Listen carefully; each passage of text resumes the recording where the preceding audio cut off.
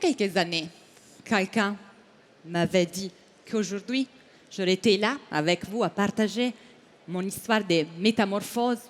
Je ne l'aurais pas cru. En même temps, si quelqu'un parmi vous, aujourd'hui, va me dire que dans 5 ans, je serai encore là à partager la même histoire, je ne le crois pas.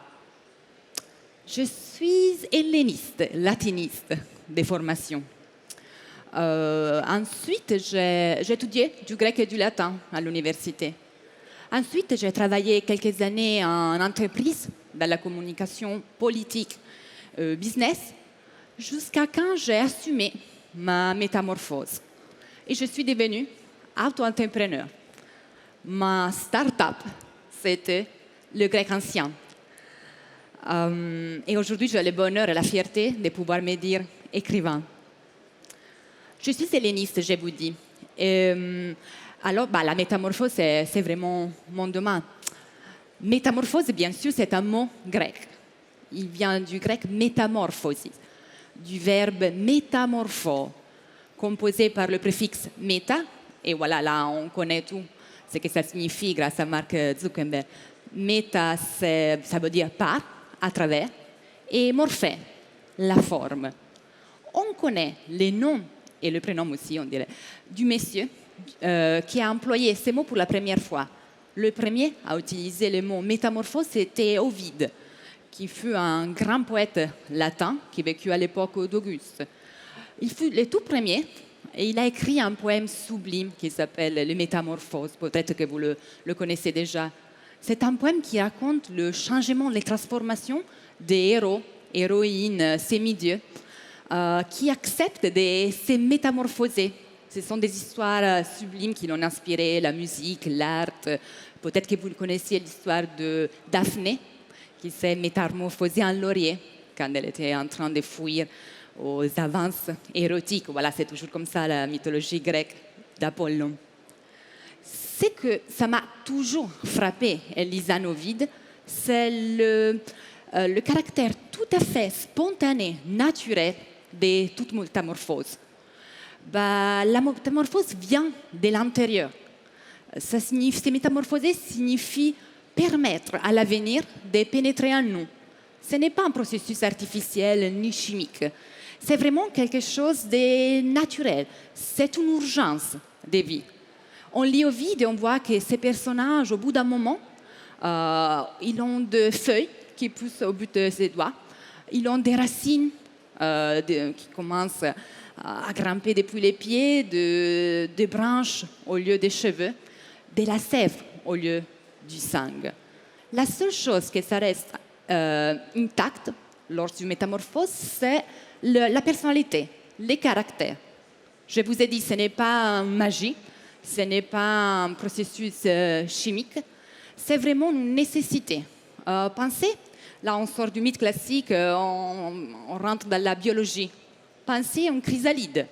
C'est vraiment l'envie, la gourmandise de vie, le désir de continuer à profiter de ce spectacle, c'est la vie qui l'amène à se métamorphoser en un papillon. La même chose arrive à nous tous, les êtres humains.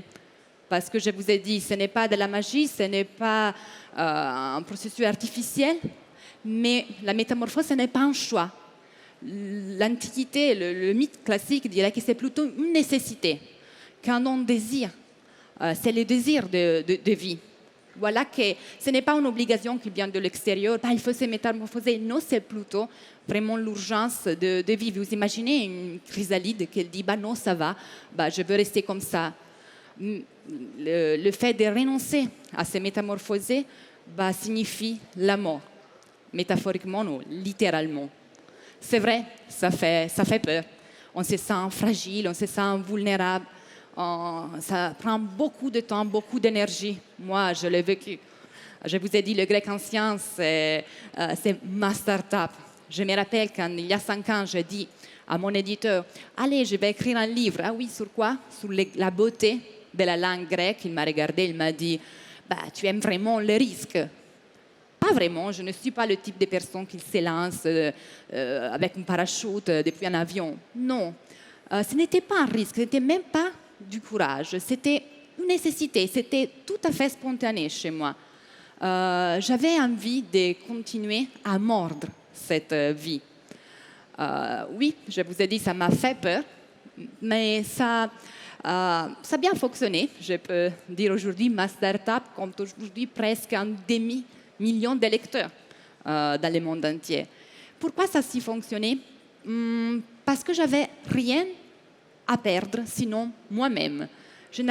Personne croyait en moi, et alors j'étais complètement libre de mettre tout moi-même dans la page. C'était un risque, mais c'est l'histoire d'une métamorphose réussie. Il y a un autre poète qui m'a beaucoup aidé, cette fois-là pas un poète ancien, moderne, qui s'appelait Ragnhild Maria Rilke. Il disait que chacune de nos peurs, c'est peut-être une princesse qui a envie de se métamorphoser. Vous voyez, dans les contes de fées, il y a toujours un monstre qui, à la fin, se révèle une princesse ou quand même un personnage positif. Il faut chérir cette peur. Il faut la chérir, il faut vraiment l'accompagner jusqu'à la fin de toute métamorphose. Parce que ça veut dire que la vie ne s'est pas oubliée de nous. Et alors voilà, nous, de la suivre et de l'accompagner. Merci.